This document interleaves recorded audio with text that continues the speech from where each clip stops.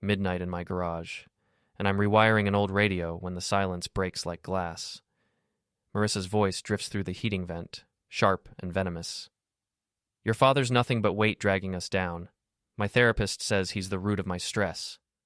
Lily's teenage voice responds with practiced cruelty.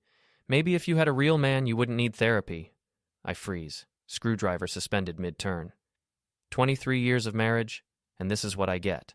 A daughter who thinks I'm worthless, and a wife who pays someone to validate her contempt. The radio crackles to life, some late-night talk show bleeding through the static. Perfect timing. I adjust the volume to cover my footsteps as I creep closer to the vent. Dr. Theo understands me, Marissa continues. He sees what I'm dealing with. Eddie's business, that pathetic used car lot. It's embarrassing. My colleagues ask what my husband does, and I have to pretend selling rust buckets is respectable. Rust buckets. I built that lot from nothing, sleeping in my truck the first year, eating peanut butter sandwiches while she finished law school. Now she's embarrassed by the sweat that paid for her degree. When are you going to leave him? Lily asks, casual as ordering coffee. Soon. Dr. Theo says I need to prioritize my mental health. I deserve better. I lean against the concrete wall, processing this betrayal. My wife's been seeing her therapist twice a week for 8 months. I've been writing checks for $90 sessions, thinking she's working through stress. Instead, she's planning my replacement. The conversation moves upstairs, footsteps creaking overhead. I return to the radio, but my hands shake as I twist the wires. The static seems louder now, matching the noise in my head. Dr. Theo. I've never met this miracle worker who's convinced my wife she deserves better, but I know his name from the checks I sign, the appointments that conveniently run long, the way Marissa freshens her makeup before therapy. Before we dive deeper into this story, I have one small request. Please subscribe, drop a like, comment, and hit that hype button to boost this channel so more people can discover these incredible Reddit stories. I pull out my phone and search his name. Dr. Theodore Blackwood, licensed marriage and family therapist. His website shows a man in his 40s with silver hair and expensive suits. His office is in the fancy medical complex downtown, the kind of place where parking costs more than most people's lunch. The garage feels smaller suddenly, filled with the detritus of my supposedly embarrassing life. Tool benches I built myself, car parts organized with military precision, certificates from automotive training courses hung proudly on pegboard walls. This isn't pathetic, it's honest work. But honesty doesn't seem to matter anymore. I finish the radio repair and plug it in. Classic rock fills the space, drowning out the whispers from upstairs. Tomorrow I'll smile over coffee, kiss Marissa goodbye, and pretend I don't know she's counting down the days until she can trade me in for a newer model. The song changes to something about revenge being sweet. I turn up the volume and start planning. 3 days later, I find the second phone. Marissa's in the shower, and I'm looking for my reading glasses when I spot the device tucked behind her jewelry box. It's a sleek model, nothing like her regular phone. My fingers hesitate over the screen before curiosity wins. No passcode. Sloppy, but then again, she never expected me to look. The text thread with T makes my stomach clench.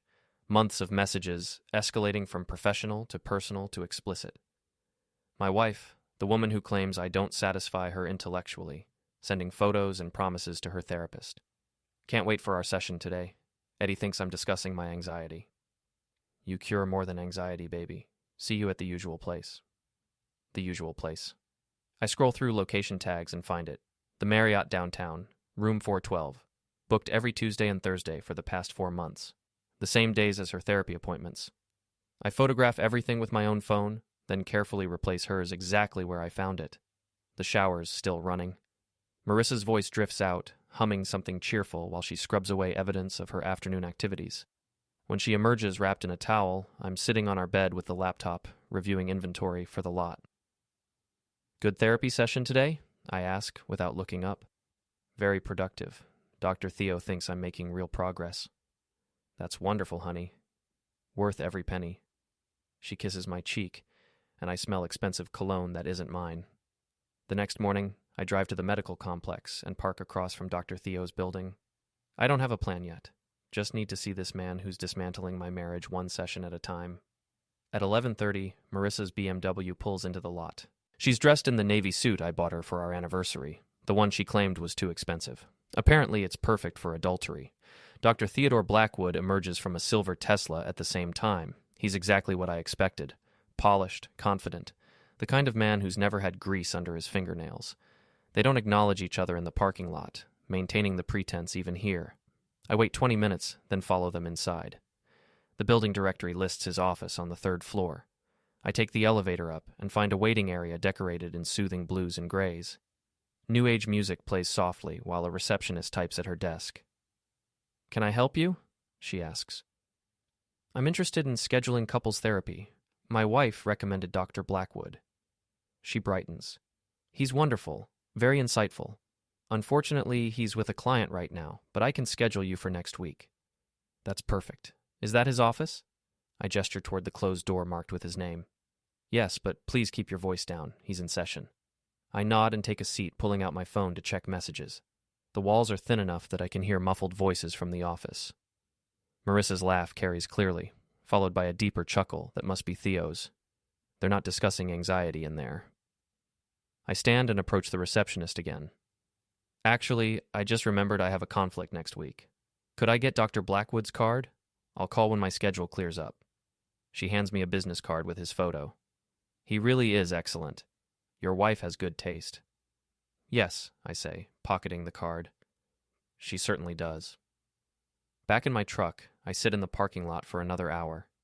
When Marissa finally emerges, her hair is mussed and her lipstick is gone. She checks her reflection in her car window before driving away. Dr. Theo appears 10 minutes later, adjusting his tie and looking satisfied with his afternoon's work. I start my engine and follow the Tesla. Theo's apartment is in one of those new luxury complexes where the rent costs more than most people's mortgage. All glass and steel, with a doorman and valet parking. The Tesla slides into a reserved spot marked T. Blackwood, 12B. I park on the street and watch him disappear into the lobby. Through the floor-to-ceiling windows, I can see him waiting for the elevator, checking his phone, probably texting my wife about their next appointment. The parking garage is accessible from a side entrance. I slip inside and locate the Tesla, gleaming under the fluorescent lights like a silver trophy. The car represents everything Marissa thinks she wants. Expensive, flashy, impressive to her lawyer friends. I pull out my keys and drag them along the passenger side, leaving a long scratch in the perfect paint. Then I pop the hood and pour a handful of sugar into the gas tank. It won't destroy the engine like people think, but it'll cause enough problems to ruin his week. The security cameras are positioned to catch break-ins, not minor vandalism. I keep my head down and work quickly, then slip back to my truck. 2 days later, Marissa comes home from therapy looking frustrated. "Everything okay?" I ask, not looking up from the newspaper. "Dr. Theo had to reschedule. Car trouble." "That's too bad. Must be expensive, fixing those foreign cars." She shoots me a sharp look. "How would you know?" "Just assuming." You know what they say about assumptions, though. That evening, I'm washing dishes when my phone buzzes with a text from an unknown number. It's a video file, security footage from the apartment complex showing me keying the Tesla. The message reads, "Stay away from my car and my business, or this goes to the police." I delete the text and finish the dishes. Theo thinks he's won this round, but he's made a critical error. He's revealed that he knows who I am, which means Marissa's been talking about me during their sessions, probably laughing about the clueless husband who pays for her therapy while she plans his replacement. The next morning, I create an anonymous email account and send the security footage to Marissa with a simple message. "Thought you should know what your husband's been up to." She receives it during her lunch break. I know because she calls immediately, her voice tight with fury. "Eddie, we need to talk when I get home." "Sure, honey. Looking forward to it." She arrives at 6:30, still in her work clothes, clutching her phone like evidence in a trial. "Want to explain this?" She shows me the video. I watch myself keying the Tesla, then shrug. "Looks like someone doesn't like expensive cars." "This is you, Eddie. Don't lie to me." "Prove it." "That could be anyone in a baseball cap." Her face flushes red. "You followed me. You vandalized Dr. Theo's car because you're jealous of my progress in therapy." "Jealous? Of what? Your anxiety attacks? Your constant complaints about everything I do?" He's helping me understand that I deserve better than this. She gestures around our kitchen. At the home I've spent decades improving. Better than you. Then maybe you should find better. Nothing's stopping you. She stares at me, clearly expecting denials and apologies. Instead, I return to my newspaper. Dr. Theo says you're threatened by my growth, she continues. Dr. Theo says a lot of things for $90 an hour. Must be nice work if you can get it. What's that supposed to mean? I fold the paper and look at her directly. It means some people are good at telling others what they want to hear, especially when they're paying for the privilege. She storms out, heels clicking on the hardwood I installed myself. A few minutes later, I hear her on the phone upstairs, voice low and urgent. Probably calling Theo to report the latest development in her domestic drama. Let them talk. I'm just getting started. The private investigator's office smells like coffee and disappointment. Jake Morrison sits behind a cluttered desk, studying the photos I've brought him. He's a former cop, laid off during budget cuts, now making ends meet by following cheating spouses and insurance fraudsters. Pretty standard case, he says, setting down the pictures. Wife stepping out with the therapist. You want documentation for divorce proceedings? I want everything. Photos, receipts, witnesses, how long they've been meeting, where they go, what they do. I want a timeline that'll hold up in court. Jake nods and quotes his rate. It's expensive, but I've been moving money from our joint accounts into my business account for weeks. Marissa hasn't noticed yet. She's too busy planning her new life to pay attention to the old one. One thing, Jake says, leaning back in his chair. You seem pretty calm for a guy whose wife is cheating. Most men come in here ready to punch walls. I'm past anger. Now I want justice, he grins. Justice costs extra. Send me the bill. While Jake starts his surveillance, I begin my own investigation. 23 years of marriage means I know Marissa's patterns, her weaknesses, her secrets. She thinks I'm just the blue-collar husband who fixes cars and pays bills. But I've been watching her climb the social ladder long enough to understand how it works. Her law firm, Whitman and Associates, prides itself on ethical practice. Their website prominently features testimonials about integrity and family values. The senior partners are all married, conservative types who attend the same country club and donate to the same charities. I wonder how they'd feel knowing one of their associates is conducting an affair with her therapist. Marissa's best friend Sasha works at the firm too, handling public relations. She's been covering for Marissa's long lunches and mysterious appointments, but loyalty has limits, especially when careers are at stake. I start with small moves. Anonymous tips to the state licensing board about therapists who blur professional boundaries. Casual mentions to neighbors about Marissa's increased therapy schedule. Questions to Lily about her mother's mood swings and late nights at the office. Dad, why are you asking so many questions about Mom? Lily confronts me one evening while I'm grilling burgers in the backyard. Just trying to understand what's going on. She seems stressed lately. She says you don't support her career goals. What career goals are those? Lily shrugs, uncomfortable with the adult conversation. I don't know. Something about making partner and finding herself. Finding herself where? Dad, you're being weird. She's right. I'm becoming someone I don't recognize. Calculating, suspicious, always 3 moves ahead. But Marissa and Theo started this game when they decided I was too stupid to notice their deception. Jake calls after a week of surveillance. Got your smoking gun, he says. Hotel receipts, photos, the works. Your wife and the doc have been meeting twice a week for 4 months. Always the same room, always the same routine. She pays in cash, he arrives separately, they leave an hour apart. Professional consultations, I'm sure. Yeah, real professional. I've got pictures of them on the balcony that suggest otherwise. You want to see them? Email everything.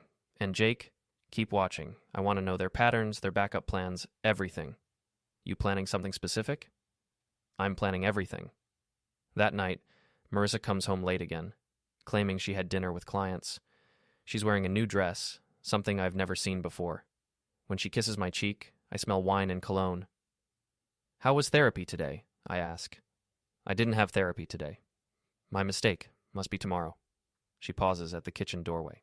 Actually, Dr. Theo thinks we should try couples counseling. He says individual therapy can only go so far.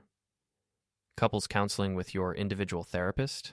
Isn't that a conflict of interest? He's very experienced. He thinks he can help us communicate better. I'm sure he does. She studies my face, looking for signs of suspicion. I keep my expression neutral, mildly interested. Would you be open to that? She asks. Of course. I want whatever's best for our marriage. The lie comes easily now. I'm getting good at this game. Dr. Theodore Blackwood's office feels different when you're planning to destroy someone's life. The soothing colors and new age music seem calculated now, designed to lower defenses and encourage confession. Thank you for coming, Eddie, Theo says, settling into his leather chair with practiced ease. Marissa's told me so much about you. I'll bet she has. All good things, I hope. He smiles, the kind of expression therapists perfect in graduate school. She's shared her perspective on your relationship dynamics. I think couples counseling could be very beneficial. Marissa sits beside me on the couch, close enough to maintain appearances, but not touching. She's nervous, probably wondering if I suspect anything. What kind of dynamics? I ask. Well, Marissa feels you don't fully support her professional aspirations. She's mentioned feeling held back by traditional gender roles in your marriage. Traditional gender roles like me, working 60 hours a week to pay for her law degree? Theo makes a note on his pad. There seems to be some resentment about financial contributions. That's common in relationships where one partner feels undervalued. Which partner would that be? Let's focus on communication patterns, Theo says smoothly. Marissa, how do you feel when Eddie responds defensively to your concerns? She launches into a rehearsed speech about feeling unheard and emotionally neglected. I nod at appropriate moments, playing the role of the obtuse husband who needs professional guidance to understand his wife's needs. Theo eats it up, positioning himself as the enlightened mediator who can bridge our communication gap. He's good at this, making Marissa feel validated while subtly undermining my position. No wonder she's fallen for his act. Eddie, how do you respond to hearing Marissa's feelings? He asks. I want her to be happy. If therapy helps her find clarity about what she wants, I support that completely. Both of them shift uncomfortably. That wasn't the defensive response they expected. Clarity can be challenging, Theo says carefully. Sometimes people discover they've outgrown certain relationships or life situations. Absolutely. Growth requires hard choices. The question is whether someone has the courage to make them honestly. Marissa's face pales slightly. Theo clears his throat. What do you mean by honestly? I mean being direct about what you want instead of hiding behind therapy speak. If someone's unhappy, they should say so. If they want out, they should leave. Playing games just wastes everyone's time. The session continues for another 30 minutes, but the dynamic has shifted. I've established that I'm not the clueless victim they assumed, and now they're scrambling to regain control of the narrative. When we leave, Marissa is quiet during the drive home. That went well, I say finally. You were hostile. I was honest. Isn't that what therapy is supposed to encourage? She doesn't answer, but I can see her wheels turning. She's wondering how much I know, how long I've known it, and what I plan to do about it. That evening, Jake calls with an update. Your wife met with a divorce attorney today. Patricia Chen at Morrison & Associates. Specializes in high-asset divorces. How do you know? Followed her after the therapy session. She spent 2 hours at Chen's office, came out looking pretty satisfied with herself. Any idea what they discussed? Can't say for sure, but Chen's known for aggressive tactics. She goes for the throat in custody battles. I thank Jake and hang up, processing this development. Marissa's moving faster than I expected, which means I need to accelerate my timeline. I pull out the prenuptial agreement we signed 23 years ago. Marissa was fresh out of law school then, confident she'd out-earn me within a few years. The document she insisted on protects her future income, but leaves her vulnerable if she's the one who breaks the marriage contract. Specifically, the adultery clause. I photograph every page, then lock the original in my office safe. Tomorrow I'll visit my own attorney, not one of the white shoe firms Marissa respects, but a scrappy family practice lawyer who understands that sometimes the underdog has the sharpest teeth. Marissa comes home late again, claiming she had drinks with colleagues. She's glowing with excitement, probably anticipating her liberation from our embarrassing marriage. Good day? I ask. Very productive. I'm starting to see my path forward more clearly. That's wonderful, honey. Clarity is everything. She kisses my forehead like she's already practicing for the goodbye. I let her think she's winning. My attorney, Bill Hendricks, operates out of a strip mall office between a nail salon and a tax preparation service. He's not impressive to look at. Rumpled suit, coffee-stained tie, desk buried under case files. But he's been practicing family law for 30 years, and he knows every dirty trick in the book. Nice prenup, he says, reviewing the documents. Your wife's attorney was either inexperienced or overconfident. This adultery clause is ironclad. What does that mean practically? Means if you can prove infidelity, she forfeits any claim to your business assets and gets minimal alimony. Plus, the morality clause gives you strong grounds for primary custody. Even though she's a lawyer and I sell cars, Bill grins. Judges don't like cheating spouses, especially ones who lie under oath. And if this therapist is violating professional ethics, he whistles low. That's a career-ending scandal. Your wife picked the wrong accomplice. I hand him Jake's surveillance photos and documentation. Bill spreads them across his desk like a winning poker hand. This is solid evidence. Hotel receipts, photographs, timeline of deception. Plus, you've got the therapist billing insurance for sessions that were actually romantic encounters. That's fraud. What's our next move? We file for divorce citing adultery, seek emergency custody based on moral fitness concerns, and request asset protection pending trial. Meanwhile, I'll contact the state licensing board about Dr. Lovebird's ethical violations. How long before this becomes public? Court filings are public record. Once we submit, it's open season. Your wife's law firm will know within hours. Perfect. Do it. That evening, I cook dinner like it's any other night. Marissa arrives home in a good mood, humming while she sorts through mail. Smells good, she says, kissing my cheek. What's the occasion?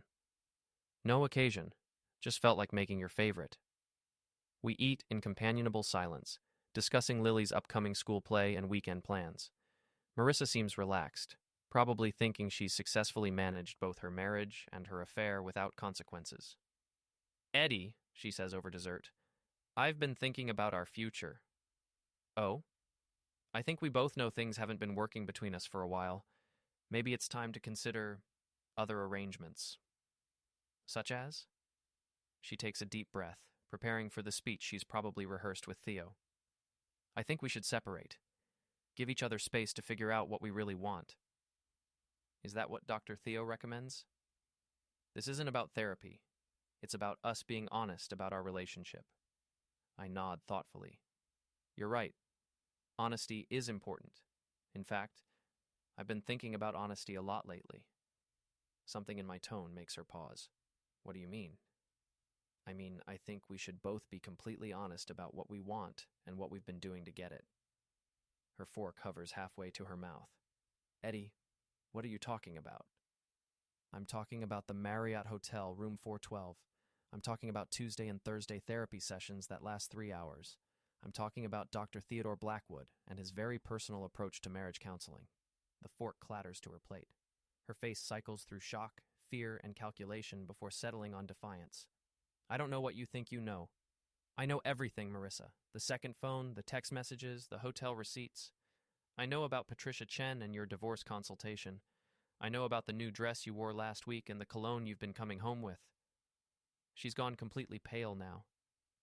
You've been following me. I've been protecting myself. Good thing, too, considering you've been planning to destroy me in court while pretending we're working on our marriage. Eddie, let me explain. No need. I understand perfectly.